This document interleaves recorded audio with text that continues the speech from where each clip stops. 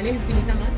मेरा अभी MP work एक में चयन हुआ है। एक हमारा सब्जेक्ट इतना वाइड है कि उसमें हमें प्रैक्टिस करनी बहुत ही कंपलसरी होती है कि ये तो मुझे समझ ही नहीं आ रहा है। इसमें मुझे पता ही नहीं चल रहा है कि मुझसे न्यूमेरिकल सोल्व नहीं हो रहे हैं। मुझे फॉर्मूले याद है पर फिर भी मुझसे न्यूमेरिकल पोर्शन जो है वो मुझसे नहीं होता। आपके अंदर कॉन्फिडेंस आने लग जाएगा और आप उस चीज़ को आराम से कर पाएंगे। कुकिंग में तो पूरी चीज़ें पॉसिबल नहीं है, आपको कंटिन्यूटी रखनी पड़ेगी, आपका सेल्फ डिसिप्लिन आपको रखना पड़ेगा। हम फिजिक्स को जितना ज़्यादा टाइम दें, जितना प्रैक्टिस करें उतना कम।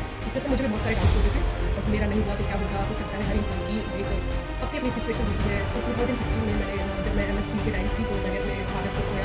उसके बाद मेरा रिस्पॉन्सिबिलिटीज आई मेरे ऊपर फैमिली की। ट्यूशन भी पढ़ाया मैंने, कोचिंग भी पढ़ाई। उस फेज के अंदर एक बहुत अच्छी चीज़ होती है, उस फेज को आपको अपना एक्सक्यूज़ बना करके कभी भी अपने आप को नीचे नहीं लेकर जाना। क्योंकि आप ये मानिए कि बहुत सारे लोग हैं वो आपसे भी बुरी कंडीशन से गुजर रहे होते हैं, लेकिन एमपी के अंदर एक बहुत अच्छी बात होती है इस एग्जाम के अंदर कि जीके का पोर्शन उतना नहीं आता है। अगर आपका सब्जेक्ट स्ट्रॉन्ग है, आपका 11th-12th भी अगर स्ट्रॉन्ग है, सिलेक्शन टेस्ट की अगर बात करें जो दूसरा पेपर होता है उसमें कि आप किसी न किसी एग्जाम में जरूर क्वालिफाई हैं कि आपको कुछ क्वेश्चन समझ में नहीं आ रहे हैं, 2-3 बार ऐसा हो गया है, 2-3 दिन से ऐसा हो रहा है कि इस तरीके से आप डिप्रेस्ड फील करते हैं, डिमोटिवेट हो जाते हैं, तो वो सबके साथ होता है। लेकिन उस हेलो एवरीवन, कैसे हैं आप सब लोग? आई होप आप सब बहुत अच्छे होंगे। माय नेम इज़ विनीता मान। मैं राजस्थान से हूँ। मेरा अभी एमपी वर्क एक में चयन हुआ है। अभी अक्टूबर में ही ज्वाइन किया है मैंने।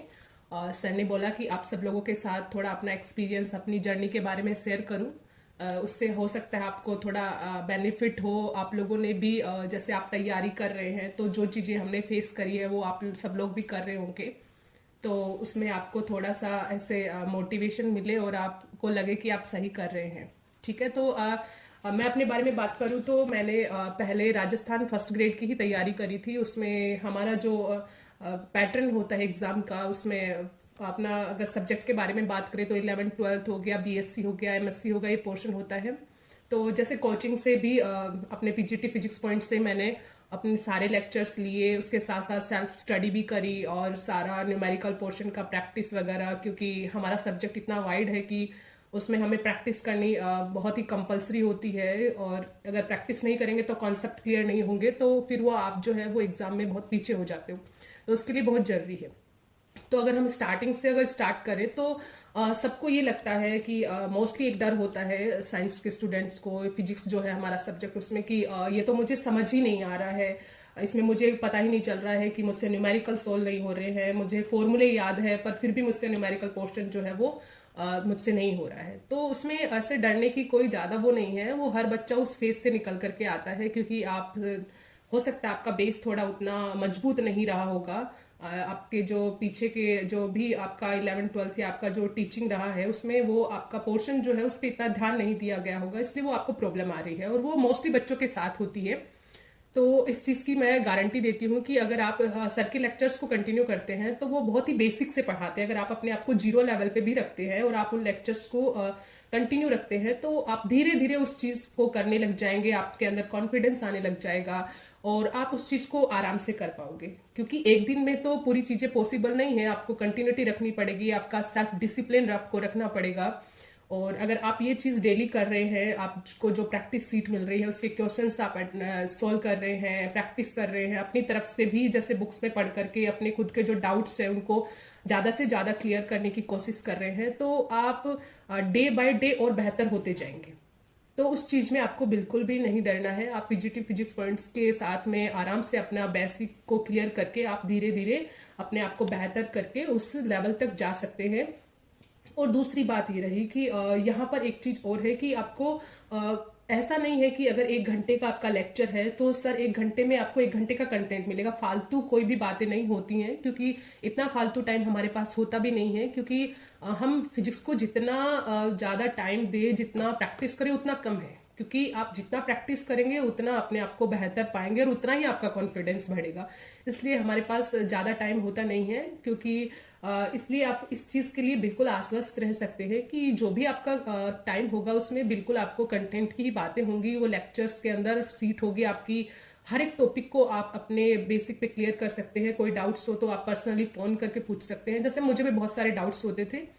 और कभी भी अपने आप को डिमोटिवेट नहीं होना है। हर इंसान जब उस फेस में होता है, जब प्रिपेयर कर रहा होता है, तो उसको भी बहुत सारे, ये नेचुरल है, उसको भी बहुत मेरा नहीं हुआ तो क्या होगा, हो सकता है हर इंसान की एक अपनी अपनी सिचुएशन होती है।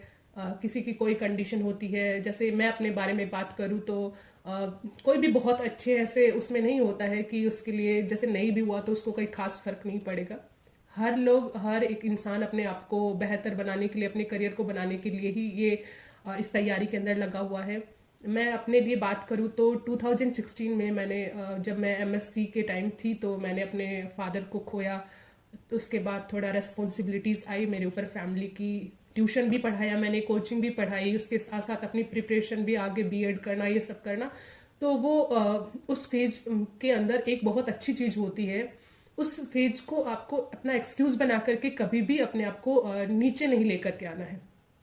क्योंकि आप ये मानिए कि बहुत सारे लोग हैं वो आपसे भी बुरी कंडीशन से गुजर रहे होते हैं, लेकिन फिर भी वो उसमें अच्छा करके और बहुत बेहतर करके निकल जाते हैं। तो आपको सिर्फ उस टाइम को ऐसे समझ करके उसमें थोड़ा स्ट्रगल टाइम में और थोड़ी मेहनत और करनी है कि ये टाइम जो आया है मुझे वो और बेहतर करने के लिए आया है।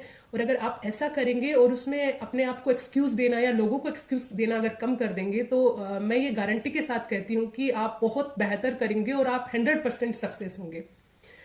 और इधर अगर हम एमपी की बात करते हैं तो एमपी के अंदर एक बहुत अच्छी बात होती है इसके एग्जाम के अंदर कि जीके का पोर्शन इतना नहीं आता है। अगर आपका सब्जेक्ट स्ट्रॉन्ग है, आपका 11th-12th भी अगर स्ट्रॉन्ग है, उसमें 11th-12th तक ही रहता है। हमारे आरपीएससी जो है वो बीएससी एमएससी पे जाती है 50% लगभग उस पर। लेकिन इधर 11th-12th का पोर्शन अगर आपका अच्छा है, उस पर आपकी पकड़ अच्छी है और थोड़ा बहुत रीजनिंग, ये हिंदी इंग्लिश इनके थोड़े बहुत क्वेश्चंस आते हैं, थोड़ा बहुत जीके आता है जो इधर का है, 5-10 क्वेश्चंस होते हैं, तो इतना ज़्यादा उसमें कोई फर्क नहीं पड़ता अगर आपका सब्जेक्ट स्ट्रॉन्ग है तो आप इस एग्जाम को इजीली क्वालिफाई कर सकते हैं। सिलेक्शन टेस्ट की अगर बात करें जो दूसरा पेपर होता है उसमें तो टोटल ही आपका सब्जेक्ट आता है। तो आप अपने सब्जेक्ट को बेहतर अगर बना लेते हैं तो मैं ये मानती हूँ कि आप किसी न किसी एग्जाम में जरूर क्वालिफाई होंगे और आपको कोई नहीं रोक सकता है।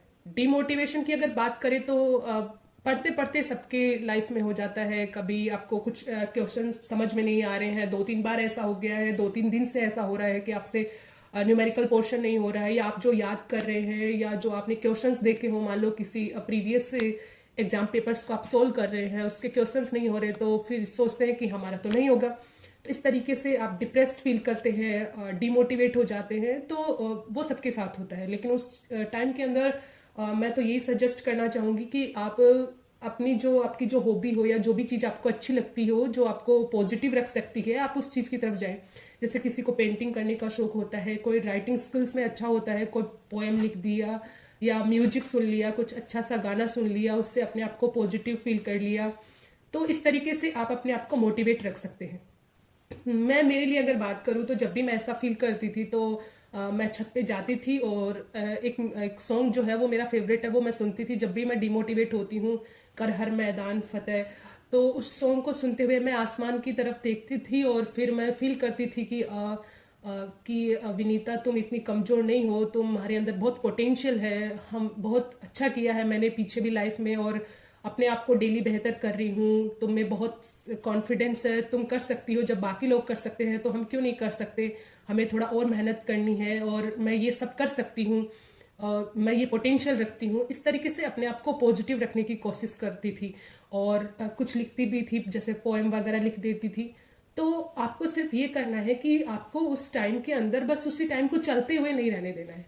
वो आपको कोई दूसरा बताने के लिए भी नहीं आएगा, वो आपको अंदर से खुद से ही फील होता है और आपको अपने अंदर डिसिप्लिन रख करके अपने आप पे भरोसा करना होगा और अपने आप को उस चीज़ से निकालने के लिए आपको ही वो अदर एक्टिविटीज़ करनी पड़ेंगी। जैसे आप आउटडोर एक्टिविटीज़ कर सकते हैं, कहीं बाहर जा करके नेचुरल चीज़ों पे जा करके नेचर को देख सकते हैं। अपने आप को रीबूस्ट करना है, पॉजिटिव रखना है, ताकि अपनी जो नेगेटिव थॉट्स है या जो आपकी जो नेगेटिव एनर्जी है उसको आप दूर कर सकें। अगर आप ये करने लग जाएंगे, आपकी लाइफ में आने लग जाएगा और आप डिसिप्लिन के साथ में आपकी कंटिन्यूटी जो टाइम पीरियड है उसके अंदर आपके डाउट्स डेली बाय डेली आप उस डाउट्स को क्लियर कर रहे हैं। डाउट आपको अगर कोई हो गया है, समझ में नहीं आ रहा है, आप जैसे लो फील कर रहे हैं, आप सर से बात कर सकते हैं। सर बहुत ही ज़्यादा आपको, मैं तो जब भी ज़्यादा ऐसे हो जाता था, कुछ समझ में नहीं आ रहा होता था तो सर से बात करती थी। बहुत आपको आराम से समझा करके आपको इतना पॉजिटिव एनवायरनमेंट देते हैं तो आप 100% फिर वो धीरे धीरे आप उस चीज़ के अंदर बेहतर होने लग जाते हो और अपनी पढ़ाई को और अपने आप को भी आप मजबूत करते हुए जाते हो। तो आई होप आप सब लोगों के लिए ये बहुत ही बेनिफिशियल रहेगी ये चीज़ें अगर आप उन पर काम करते हैं, कंटिन्यूटी रखते हैं, अपने अंदर सेल्फ कॉन्फिडेंस रखते हैं और आप इंस्टीट्यूट के साथ जुड़ते हैं, उनके लेक्चर्स को आप कंटिन्यू करते हैं और हर एक चीज़ को आपको कभी भी लाइटली नहीं लेना है। आपको हमेशा जो काम मिलता है वो डेली की डेली करके अपनी प्रैक्टिस पे बहुत ज़्यादा ध्यान देना है। क्वेश्चंस आपसे जितने हो आप उनको ज़्यादा से ज़्यादा प्रैक्टिस कीजिए। I wish you all the best. आप सब लोग जो है वो बहुत जल्दी ही किसी न किसी एग्ज़ाम में बहुत अच्छे मार्क्स के साथ सेलेक्ट होंगे और मैं उम्मीद भी करती हूँ ऐसा, और ऐसा होगा भी कि आप लोग फिर अपने एक्सपीरियंस को दूसरे बच्चों के साथ जो अभी तैयारी बाद में जो तैयारी कर रहे होंगे उनके साथ एक्सपीरियंस शेयर करोगे। मैं लास्ट में बस एक ही बात कहना चाहूँगी जो मेरी लाइफ में बहुत बार मुझे पॉजिटिव जो है फील कराता है, मोटिवेट करता है। तो वो 4 लाइनें जो है वो मैं हमेशा याद रखती हूँ। लू अपनी जमी अपना आसमां पैदा कर, लू अपनी जमी अपना आसमां पैदा कर, जीवन में एक नया विश्वास पैदा कर। मांगने से कब मिलती हैं सौगातें, मांगने से कब मिलती हैं सौगातें, छीन लेने का इतिहास पैदा कर। तो आप बस अपनी मेहनत पे भरोसा रखिए, आप 100% बहुत जल्दी सेलेक्ट होंगे और अपने आप को बहुत बेहतर और अपने सब्जेक्ट को बहुत मजबूत बनाएंगे। Wish you all the best. Thank you.